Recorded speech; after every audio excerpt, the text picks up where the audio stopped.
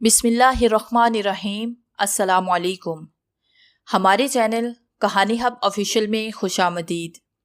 नाजरीन, मैं आज आपके लिए इंतहाई खौफनाक और दिलचस्प कहानी लेकर आई हूँ, लेकिन कहानी शुरू करने से पहले आपसे गुजारिश है कि अगर आपने हमारा चैनल सब्सक्राइब नहीं किया तो आप हमारे इस चैनल को सब्सक्राइब कर लीजिए और बेल आइकन को भी प्रेस कर लें ताकि हर नई आने वाली वीडियो बआसानी आप तक पहुँच सके। खून को मुंजमद कर देने वाली वो लर्जा हेज चीज जंगल के वस से उठी थी। सिकंदर के हाथ से बंदूक छूटकर घास में गिर पड़ी। एक लम्हे के लिए उसे यूं लगा जैसे चीख किसी दरिंदे की हो। ऐसी दिल को दहलाती आवाज उसने पहले कभी न सुनी थी, जो इसके कानों में पिघला हुआ सीसा बनकर उतर गई और उसके एसाब शल कर गई। पत्थर के बेजान बुत की तरह वो न जाने कितनी देर तक वहां खड़ा रहा। उसने यकायक झुरझुरी से ली। उसे एहसास हुआ कि वो आवाज शायद खौफनाक भेड़िए की है, मगर नहीं, भेड़िए इस तरह चिल्लाया नहीं करते।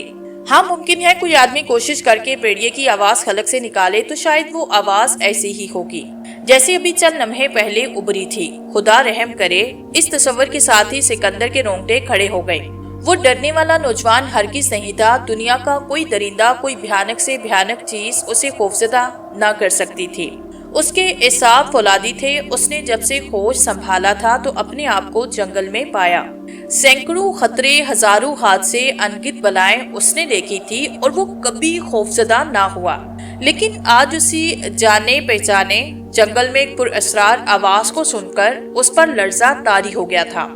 आखिर उसकी तमाम हसियात यकलख जाग उठी। अब वो हर कीमत पर जाना चाहता था कि जंगल के वस में उठने वाली ये नई खौफनाक आवाज किसकी थी। आसमान पर चौदहवीं का चांद रोशन था। उसकी तेज चमकीली दोदिया रोशनी में सिकंदर दूर तक देख सकता था। यूं भी उसे जंगल के चप्पे चप्पे का अच्छी तरह से इल्म था। कौन सा दरख्त कहाँ और कौन सी झाड़ी किधर है, जंगल किस तरफ ज्यादा घना और किस तरह आसानी से रास्ता मिल सकता है। जिस हिस्से में वो आधी रात के वक्त तन्हा मौजूद था, वहाँ दरख्त कुछ ज्यादा ही एक दूसरे के कुर्ब थे। इतने करीब के शाखें एक दूसरे में उलझी हुई, और जब तेज हवा का झोंका आता तो सब दरख्तों के पत्ते मिलकर जोर जोर से आवाज पैदा करते, जैसे वो खौफनाक अफरियत हों। उससे आध फरलांग दूर ज्यादा घना ऊंचे नीचे दरख्तों का झुंड था। उस झुंड के ऊपर उसने देखा कि बहुत सी चमगादड़ें फिजा में चक्कर काट रही थी। एक और दायरे में बड़ी बड़ी चमगादड़ें एक दो बार उसकी तरफ आई, लेकिन डरकर आगे निकल गई। उसने चमगादड़ों की आंखें भी चांदनी रात में चमकती देखी। अजीब रंग था उनकी आंखों का, कभी सुर्ख कभी जर्द, जैसे हीरे चमक रहे हों या सुर्ख नन्ही नन्ही कंदीले रोशन हों। आज सिकंदर को ये सब कुछ निहायत अजीब सा लग रहा था। ऐसा क्यों था ये उसकी समझ में नहीं आ रहा था। गिरदो पेश में हैबतनाक सन्नाटा। ऐसे मालूम होता था कि जैसे जंगल में कोई जानदार शय नहीं। यकायक उसने महसूस किया हवा भी थम गई है। दरख्तों के वो पत्ते जो चंद लम्हे पेशतर तेज हवा से झूम रहे थे, अचानक गुमसुम हो गए। सिकंदर अपनी 12 बोर की बंदूक छुपकर घास से उठाई। अभी सीधा भी ना हुआ था कि एक बार फिर जंगल की फिजा उसी भयानक चीख से लरज उठी। उसका लहू रगू में दहशत से जमने लगा। झुकी कमर और बंदूक की तरफ बढ़ा हुआ हाथ जैसे पत्थर का हो गया था। उसकी पेशानी पर लम्हे के लिए पसीने के नन्हे नन्हे कतरे फूटने लगे थे। इस मर्तबा आवाज ज्यादा गूंजदार, वाज़े, साफ थी, जैसे कि बहुत से भेड़िए एक साथ चिल्लाई हों। सिकंदर ने यह भी महसूस किया कि आवाज कुछ और करीब आ गई है, या मुमकिन है कि ये उसका वहम हो। उसने पूरी कुव्वत इरादे से काम लेकर बंदूक मजबूती से थामी और तनकर खड़ा हो गया। उसकी निगाहों के सामने दरख्तों का घना झुंड था। हर एक दरख्त बरसों से उसका जाना पहचाना था। वो इस तरफ काफी बार आया था, मगर उसे आज तक कोई हादसा पेश न आया था। वो निहायत कवि हैकल और बहादुर था। कम से कम इर्द गिर्द की बस्तियों के लोग उसके बारे में यही सोचते थे कि इससे ज्यादा ताकतवर और निडर शख्स कोई नहीं। खतरों से खेलना उसकी आदत है। मगर आज ये भयानक आवाजें सुनकर उसकी जो हालत हुई, उसे खुद से शर्म आने लगी। फिर उसने अपनी इंतहाई मजबूत वफादार 2 नाली बंदूक पर नजरें जमाई, जिसका सेफ्टी पिन खुला हुआ था। सिर्फ लुबलुबी दबाने की देर थी और 2 गोलियां। सिकंदर बेदरक दरख्तों की झुंड की तरफ बढ़ा। उसका ख्याल था कि कोई न कोई आदमी या दरिंदा इन्हीं दरख्तों की झुंड में छुपा है। और फिर उसने देख लिया। صنوبر کے بہت پرانے درخت کے قریب، جس کے ارد گرد لمبی گھاس اگی ہوئی تھی، سفید سفید سی کوئی شے حرکت کر رہی تھی۔ ایک لمحے کو سکندر کو اپنی آنکھوں میں دھوکا ہوا، لیکن ایسا نہیں، وہاں ضرور کوئی موجود تھا۔ اور تب اسے یاد آیا کہ اس حصے کے بارے میں لوگوں میں طرح طرح کی کہانیاں مشہور ہیں، اور سب کا مرکزی خیال یہی ہے کہ صنوبر کا یہی درخت آسیب زدہ ہے، ادھر سے کوئی گزرتا نہیں۔ چاند کی تیز روشنی میں سکندر نے صنوبر کے اس قدیم درخت کو دیکھا۔ وہ اس درخت کے معائنے میں ہی لگا رہتا کہ اچانک گھاس میں دو چمکتی ہوئی آنکھیں ابھری۔ عین اسی لمحے ایک آوارہ بادل کا ٹکڑا آیا جس نے چاند کا روشن چہرہ ڈھانپ دیا، اور وہ اپنی جگہ بے حس و حرکت کھڑا رہ گیا۔ وہ چمکدار آنکھیں، جن کا رنگ گہرا زرد تھا، برابر اسے گو رہی تھی۔ پھر اس نے اسے اچھی طرح دیکھا۔ شاید وہ کوئی زبردست بھیڑیا تھا، یا مکار چیتا، یا جنگلی بلا۔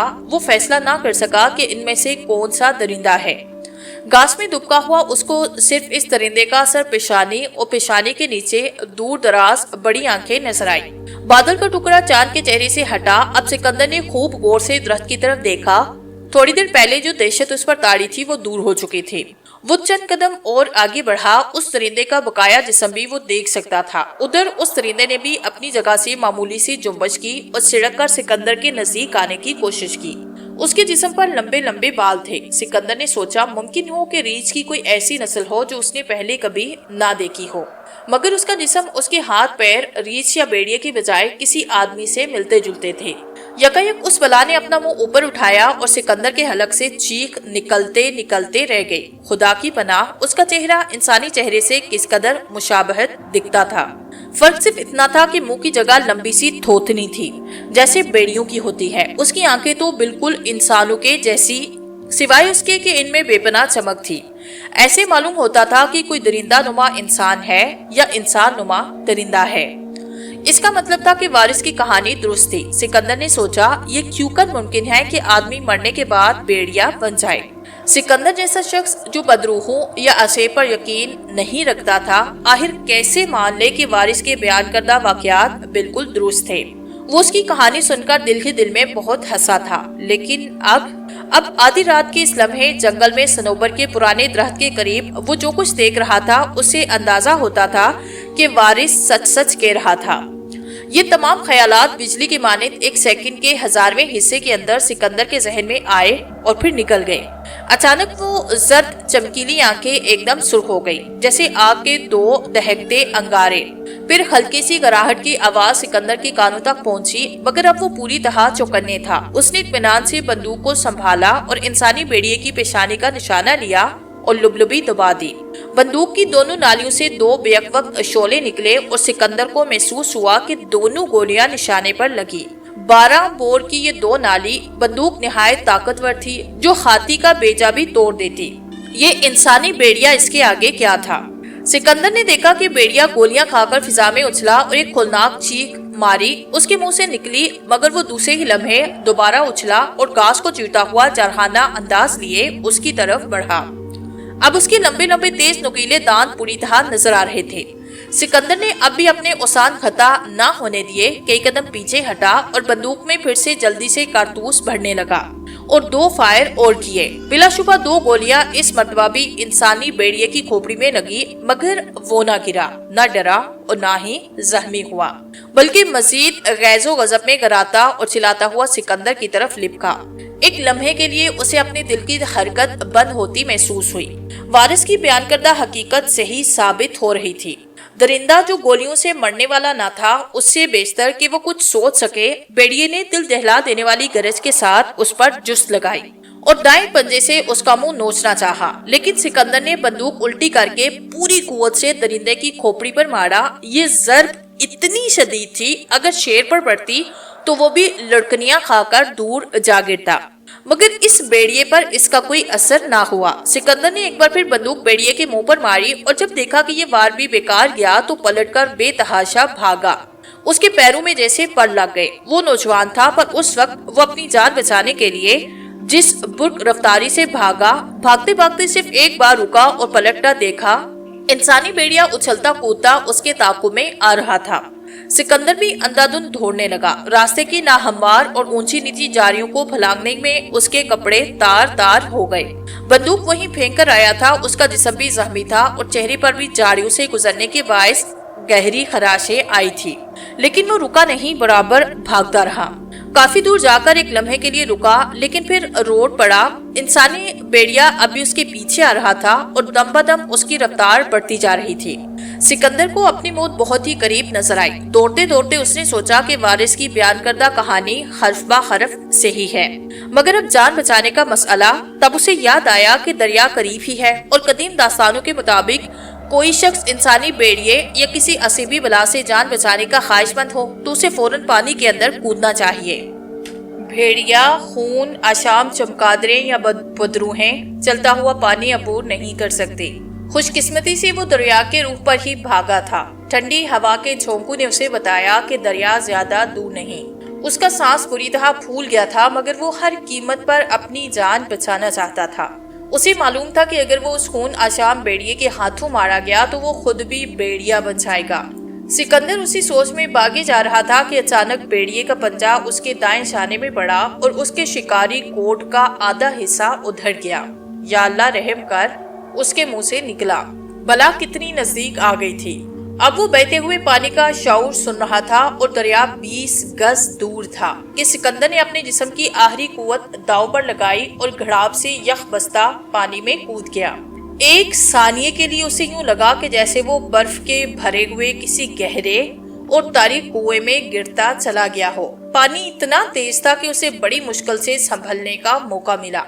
किसी जमाने में वो बहुत उम्दा तैराक था, अगरचे तैराकी की मश्क छोड़े हुए खास मिद्दत हो चुकी थी, मगर बाद जरूरी तरीके तैराकी के ना भूला था। एक गहरा गोता खाने के बाद उसने अपना चेहरा पानी की सतह से बाहर निकाला और फेफड़ों में ताज़ा हवा भरी। ऐन उसी लम्हे उसकी निगाहें गैर शऊरी तौर पर उस किनारे की तरफ उठी जिधर से उसने दरिया में छलांग लगाई थी। उसने देखा कि वो खून आशाम बेड़िया किनारे पर निहायत इस्तराब और गुस्से से चक्कर काट रहा था। कभी वो अपनी थोथनी उठाकर चांद की तरफ देखता और हल्की आवाज में कराता जैसे शिकार के निकल जाने की शिकायत कर रहा हो। दफतन बेड़िए ने भी सिकंदर को देखा और अपना दायां पंजा पानी में डाला, मगर फौरन ही उछलकर यूं पीछे हटा गोया उसे बिजली का करंट लगा हो। फिर वो बुरी तरह चीखता चिल्लाता जिधर से आया था उधर भाग निकला। देर तक सिकंदर के कानों में खून आशाम बेड़िए की आवाज आती रही, फिर वो आवाज मदम होते होते गायब हो गई। सिकंदर के होशो ख्याल अब भी गायब थे। वो पानी के बहाव पर तेजी से लुढ़कता, बल खाता, मुड़ता, कलाबाजियां और डुबकियां खाता बराबर आगे जा रहा था। उसके जिस्म में मुजाहमत की बिल्कुल हिम्मत न थी। जूं वो आगे बढ़ रहा था, पानी के बहाव तेज से तेज होता जा रहा था और फिर उसने आबशार के गिरने की आवाज सुनी तो दहशत की एक नई लहर उसके जिस्म में दौड़ गई। याद आया कि कुछ फासले पर 70 फुट की गहराई में दरिया का पानी आबशार बनाता नीचे गिरता है। अगर वो जल्द से जल्द किनारे में न पहुंचा तो दुनिया की कोई ताकत उसे नीचे गिरने से नहीं रोक सकती। पानी इस कदर यख और तेज रफ्तार था कि किनारे तक पहुंचना मुमकिन न था। पैरों और हाथों में हरकत करने की सख्त न थी और अगर सख्त होती भी तो इस बेपनाह बहाव के सामने उसकी कोई हैसियत न थी। मगर उसके सामने बचाव का कोई रास्ता नहीं था। किनारा कम से कम 40 फुट दूर था। आखिर थक हार कर सिकंदर ने अपने आप को लहरों के रहमो करम पे छोड़ दिया। खून आशाम बेड़िए की सूरत उसकी आंखों के सामने रक्स करने लगी। जब वो आबशार की लपेट में आकर एकदम नीचे गिरा तो यूं लगा कि वो आसमान की बुलंदियों से नीचे गिरता जा रहा हो। फिर उसे होश न रहा। न जाने वो कितनी देर तक बेहोश रहा। फिर उसकी आंखें खुद ब खुद खुली। उसके इर्द गिर्द अंधेरा था और कानों में शाय शाय की आवाजें मुसलसल आ रही थी। वो सोचने लगा कि कहीं वो मर तो नहीं गया कि यकायक उसे जोर से छींक आई। उसका पूरा जिस्म हरकत में आया। अभी वो अपने जिंदा होने की खुशी मना रहा था कि उसे अपने करीब किसी जीरो का एहसास हुआ। उसने देखा एक दरिंदा उसे सूंघ रहा था। उसके जिस्म पर लंबे लंबे स्याह बाल थे। वो काफी कवी हैकल था। सिकंदर को ख्याल आया कि ये भी खून आशाम बेड़िया है। इसने जल्दी से कमर में चमड़े की पेटी से बंधा हुआ शिकारी चाकू निकाला और दरिंदे की गर्दन में पूरी कुव्वत से घोंप दिया। गाढ़े गाढ़े खून की गरम गरम धार उसके चेहरे पे पड़ी। दरिंदा जो दरअसल रीछ था एक खौफनाक चीख मारी और उसके ऊपर ढेर हो गया। भारी वजन से उसका दम घुटने लगा। उसने बमुश्किल तमाम अपने आप को रीछ के नीचे से निकाला। रीछ अभी तक जिंदा था। वो फिर दीवानावार उसके जिसमें काबू घोंपने लगा خون آشام بیڑیے کا سارا غصہ اس نے جنگلی ریچھ پہ اتارا، پھر وہ گھاس پر بے دم ہو کر گر پڑا۔ جب اس کی آنکھ کھلی تو سنہری دھوپ ہر سو پھیلی تھی۔ وہ دوبارہ اٹھا، سیدھا دریا کی طرف گیا، دیر تک وہاں نہاتا رہا اور اپنا بدن صاف کرتا رہا۔ پھر وہاں سے دریا عبور کر کے آہستہ آہستہ چلا۔ اسے معلوم تھا کہ کون سا راستہ قصبے کی طرف جاتا ہے جہاں وارث کا قیام تھا۔ وارث کا قیام لکڑی کا بنا ہوا تھا اور دور سے ہی دکھائی دے گیا۔ بستی اور جنگل کی حدود میں بنا ہوا تھا۔ کیبن کی چمنی سے دھواں پل کھاتا ہوا فضا میں اٹھ رہا تھا۔ بنے ہوئے گوشت کی خوشبو سکندر کے نتنوں میں آئی تو وہ بھوک سے بے قرار ہوا۔ گزشتہ 7-8 گھنٹوں میں اپنی مدافعت کے جو قوت صرف کرنا پڑی، جس نے اسے نڈال کیا تھا، وہ لڑکھڑاتا ہوا کیبن کے دروازے تک پہنچا اور ایک جھٹکے سے دیر ہو گیا۔ اس کے گرنے کی آواز سن کر گھر کا دروازہ کھلا اور ایک ادھیر عمر کا نوجوان باہر آیا۔ یہی وارث تھا۔ اس نے حیرت سے سکندر کو دیکھا۔ خدا کے لیے مجھے بچاؤ وارث، سکندر نے نکاہت سے کہا۔ وارث اسے سہارا دے کر گھر کے اندر لے گیا اور آرام دہ بستر پر لٹا دیا۔ وہ حیران تھا کہ سکندر کی یہ حالت کیسے ہوئی۔ اس نے سوالیہ انداز میں اپنی نگاہیں اس کے چہرے پر مرکوز کر دی۔ سکندر نے دیکھا وارث کی آنکھوں کی چمک مدھم ہو چکی تھی۔ وہ مدت سے ایک دوسرے کو جانتے تھے۔ ایک دوسرے کو دیکھنے کے بعد اور گرم گرم قہوہ پینے کے بعد سکندر نے وارث کو دیکھتے ہوئے کہا، مجھے معاف کرنا وارث، تم نے جو داستان کچھ مدت پہلے مجھے سنائی تھی وہ درست تھی اور اب مجھے کچھ شبہ نہیں رہا۔ تمہارے بھائی کو جس درندے نے ہلاک کیا وہ خون آشام بیڑیا ہوگا۔ آخر کار تمہیں یقین آ گیا؟ وارث نے کہا۔ مجھے پورا واقعہ سناؤ۔ سکندر نے شروع سے آخر تک سارا واقعہ بتایا۔ وارث سانس روکے سنتا رہا۔ اس کا چہرہ کبھی سرخ ہوتا اور کبھی سفید۔ اس نے اپنی کانپتی ہوئی آواز میں سکندر سے پوچھا، کیا تم نے میرے بھائی کو دیکھا؟ وہ بیڑیے کے روپ میں تھا۔ تم نے اسے پہچاننے میں غلطی تو نہ کی؟ ہرگز نہیں، سکندر نے جواب دیا۔ میں قسم کھا کر کہہ سکتا ہوں کہ وہ تمہارا بھائی ہی تھا۔ وہی پیشانی، وہی آنکھیں، فرق صرف اتنا تھا کہ اس کے جسم پر لمبے لمبے بال تھے اور پاؤں بالکل بھیڑیے کے سے اور منہ تھوتنی جیسا تھا۔ میں نے اسے آنکھوں کے ذریعے سے پہچانا، اگرچہ وہ پہلے زرد تھی پھر سرخ ہو گئی۔ جب اس نے مجھے دیکھا تو اس کی آنکھوں میں بے پناہ چمک تھی۔ وارث اٹھ کر کھڑا ہوا اور بے چینی سے ٹہلنے لگا۔ تم کہتے ہو کہ تم نے 2 بار گولیاں چلائی تھی اور دونوں مرتبہ گولیاں اسے لگی مگر وہ مرا نہیں۔ ہاں، یہ عجیب بات ہے وارث، تم جانتے ہی ہو کہ میرا نشانہ کبھی خطا نہیں گیا۔ اور پھر 12 بور کے 2 نالی کی کارتوس جو میں نے بہت قریب سے چلائے، اگر اس کی جگہ کوئی ہاتھی ہوتا تو وہ بھی دوسرا سانس نہیں لیتا، مگر اس پہ کوئی اثر نہیں ہوا۔ وارث کے لوگوں پر پراسرار مسکراہٹ نمودار ہوئی۔ اس نے نفی میں گردن ہلائی۔ یہ سیسے کے کارتوس، تلوار یا گولیاں اور خنجر اسے ہلاک نہیں کر سکتے۔ ایسی بلاؤں کو چاندی کے کارتوسوں سے مارا جاتا ہے۔ اب خون آشام کو جلد سے پل فنا کرنا ہمارا فرض ہے، ورنہ جتنے انسان اس کے شکار ہوں گے وہ سب کے سب خون آشام بیڑیے بنتے چلے جائیں گے، اور یوں یہ سلسلہ بہت طویل ہو جائے گا، پھر انہیں ختم کرنا ممکن نہ ہوگا۔ بولو، کیا تم اس فرض کو پورا کرنے میں میرا ساتھ دو گے؟ سکندر نے اس بات میں سر ہلایا۔ ہم ہمیشہ ایسی مہموں میں ایک دوسرے کے ساتھ ہی رہے ہیں۔ میں ہر مرحلے پر تمہارے ساتھ ہوں۔ بہت خوب، مجھے تم سے یہی امید تھی۔ اب ہمیں اس مہم پر جانے کے لیے انتظامات کر لینے چاہیے۔ سکندر کو بخار ایسا چڑھا کہ اسے تن بدن کا ہوش نہ رہا۔ اس دوران بیچارہ وارث اس کی تیمارداری کرتا رہا۔ اول تو سکندر کو رات کو نیند نہ آتی، اگر چند منٹ کے لیے سوتا تو وہ فوراً بیدار ہو جاتا، پھر اس کا جسم تھر تھرانے لگتا، خوف سے آنکھیں ابل آتی اور وہ بے دم ہو جاتا۔ وارث اس صورتحال سے سخت پریشان تھا۔ وہ چاہتا تھا کہ جتنی جلدی ممکن ہو سکے جنگل میں جا کر اس خون آشام بیڑیے کو فنا کر دیا جائے۔ 2 ہفتے بعد خدا خدا کر کے سکندر کی طبیعت سنبھلی۔ وارث نے اسے مرغن غذائیں کھلائی اور بہت جلد اس کی صحت بحال ہو گئی۔ ایک روز سکندر بستر پر لیٹا تھا اور وارث ایک کتاب پڑھنے میں مصروف تھا کہ سکندر نے پوچھا، کیا پڑھ رہے ہو؟ ایک پرانی قلمی نسخہ ہے، میرے دادا کے ہاتھ کا لکھا ہوا، وارث نے جواب دیا۔ مجھے بھی تو سناؤ، کیا لکھا ہے تمہارے دادا نے؟ یہ تو خاصی پرانا ہوگا۔ ہاں، کم از کم 100 سال تو اسے ہو ہی گئے ہیں، وارث نے کہا۔ اس میں انہوں نے عجیب عجیب واقعات لکھے ہیں۔ میں ایک خاص واقعہ پر غور کر رہا ہوں، میں بھی سننا چاہتا ہوں، سکندر نے دلچسپی لیتے ہوئے کہا۔ تو سنو۔ دادا جان لکھتے ہیں، کل رات چاند کی 14 تاریخ تھی۔ چچا راشد سیر کے لیے جنگل میں گئے۔ وہاں صنوبر کے ایک اونچے بڑے درخت کے پاس خدا کی پناہ سکندر چلایا۔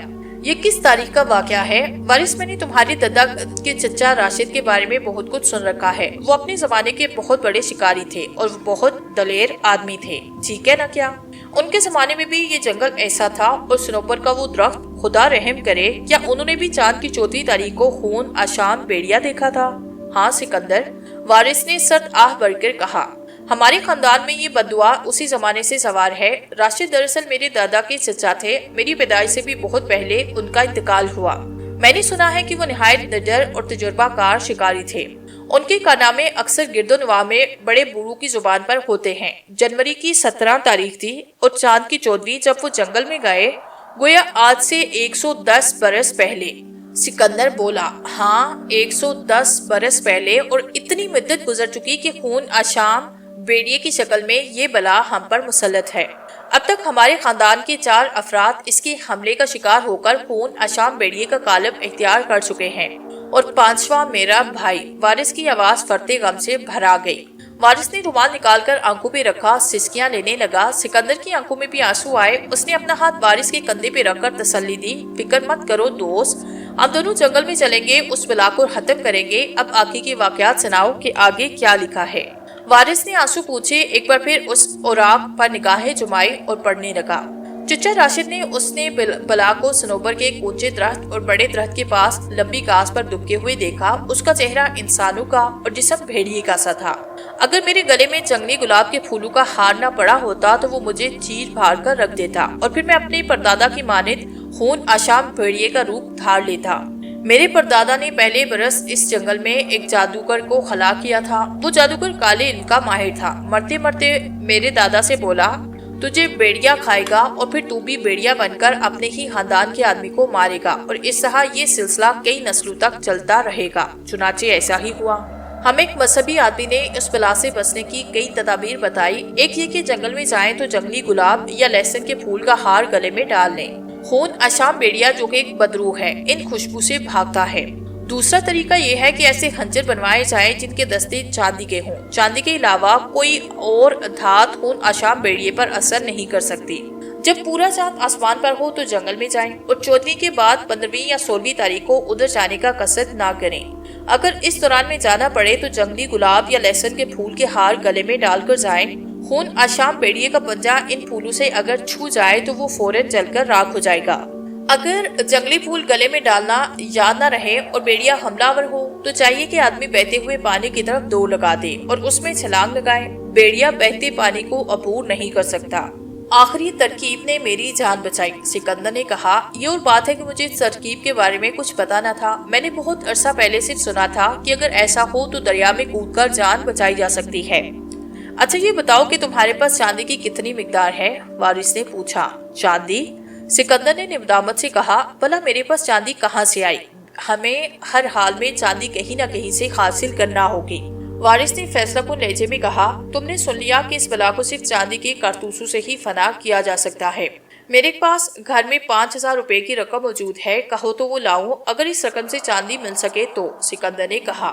بہت خوب، اتنی ہی رقم میرے پاس بھی موجود ہے۔ میرے خیال میں 10,000 روپے میں ہم اپنا مقصد حاصل کر سکتے ہیں، وارث بولا۔ اگلے 3-4 دن انہوں نے اپنی تیاری پر لگائے۔ سکندر اپنی 12 بور کی بندوق وہیں جنگل میں پھینک آیا تھا۔ خوش قسمتی سے وارث کے پاس ایک اور بندوق تھی، وہ اس نے سکندر کو دے دی۔ اب انہیں چاند کی 14 تاریخ کا انتظار تھا۔ انہوں نے جنگلی گلاب اور لہسن کے پھولوں کے بہت سے ہار تیار کیے۔ فرصت کے اوقات میں وہ اپنی اپنی بندوقوں سے نشانہ لگانے کی مشق کرتے۔ سکندر نے ایک دن اداس ہو کر کہا، مجھے اپنی بندوق کا ہمیشہ افسوس رہے گا۔ ایک مدت سے وہ میرے قبضے میں تھی، اس نے بے شمار جانور ہلاک کیے ہیں۔ فکر نہ کرو دوست، تمہاری بندوق ضرور وہیں کہیں جنگل میں پڑی مل جائے گی، اور اگر نہ ملی تو میں وعدہ کرتا ہوں کہ تمہیں اس سے بھی زیادہ عمدہ بندوق دلواؤں گا۔ وارث نے اس کی طرف محبت سے دیکھتے ہوئے جواب دیا۔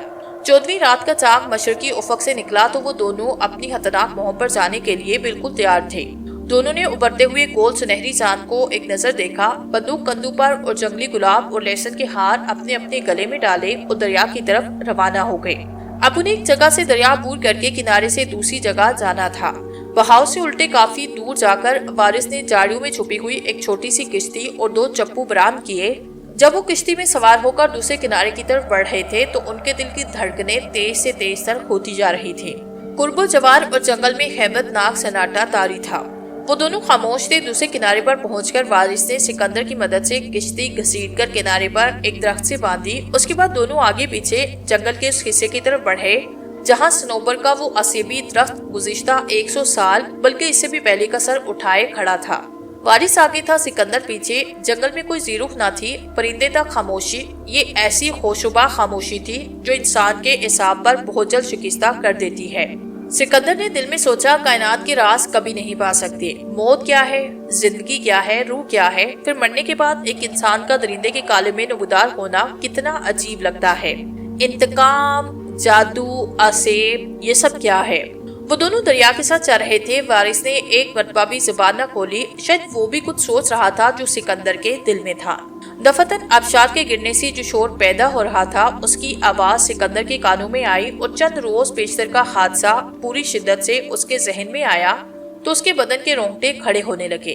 جو آگے بڑھ رہے تھے آواز زیادہ تیز اور واضح ہوتی چلی جا رہی تھی۔ آخر وہ اس مقام پر پہنچے جہاں آبشار کے 70-80 فٹ نیچے گرنے سے فضا میں دھند کا ایک بادل سا بن رہا تھا۔ یہاں اتنا شور تھا کہ وہ ایک دوسرے سے اشاروں میں بات کر سکتے تھے۔ دونوں کچھ منٹ تک وہاں گمسم کھڑے رہے، پھر وہاں سے پلٹے اور جنگل کے اندرونی حصے کی طرف بڑھے۔ چاندنی درختوں کی شاخوں اور پتوں میں سے چھن چھن کر باہر آ رہی تھی۔ عجیب و غریب سائے ادھر ادھر بکھرے ہوئے نظر آئے۔ وارث بالکل خاموش تھا۔ سکندر کے ذہن میں خیال آیا اور دہشت سے اس کے دل کی حرکت بند ہونے لگی۔ اس نے بڑی مشکل سے یہ خیال اپنے ذہن سے جھٹکا۔ وہ سوچ رہا تھا کہ کیا خبر یہ وارث خود ہی خون آشام پیریا نہ ہو، اور دہشت سے اس کے دل کی دھڑکن بند ہونے لگی۔ اس نے بڑی مشکل سے یہ خیال اپنے ذہن سے جھٹکا۔ اسی لمحے وارث نے گھوم کر سکندر کی طرف دیکھا اور سکندر اچھل پڑا۔ اس کے چہرے پر ہوائیاں اڑ رہی تھی۔ پھر اسے خیال آیا کہ اگر وارث خون آشام بیریا ہوتا تو جنگلی گلاب اور لہسن کا خار کبھی اپنے گلے میں نہ ڈالتا، اور نہ چاندی کے کارتوس اپنی جیب میں رکھتا، اور نہ بہتے ہوئے پانی کو عبور کرنے کے قابل ہوتا۔ اپنے اس فہم پر سکندر کو خود ہنسی آئی۔ وارث نے اس ہنسی کا سبب پوچھنے کے لیے پہلی بار زبان کھولی۔ کیا بات ہے سکندر، بڑے خوش نظر آ رہے ہو؟ اس نے عجیب سے انداز میں سکندر کو دیکھا۔ یہ ہنسی بالکل بے موقع اور بے محل تھی۔ میں سوچ رہا تھا کہ تم خود ہی خون آشام بیڑیے تو نہیں؟ تم نے مجھے پہچان لیا؟ وارث نے سنجیدگی سے کہا اور اسے گھورنے لگا۔ ایک لمحے کو سکندر کو یوں لگا کہ جیسے واقعی اس کے دل کی حرکت تھم گئی ہو۔ دوسرے ہی لمحے وارث ہنسا اور بولا، ان واہیات باتوں کو چھوڑو اور اب ہم واقعی خون آشام بیڑیے کے پاس پہنچ گئے ہیں۔ اپنی بندوق تیار رکھو، کسی وقت ہمارا اس کے ساتھ سامنا ہو سکتا ہے۔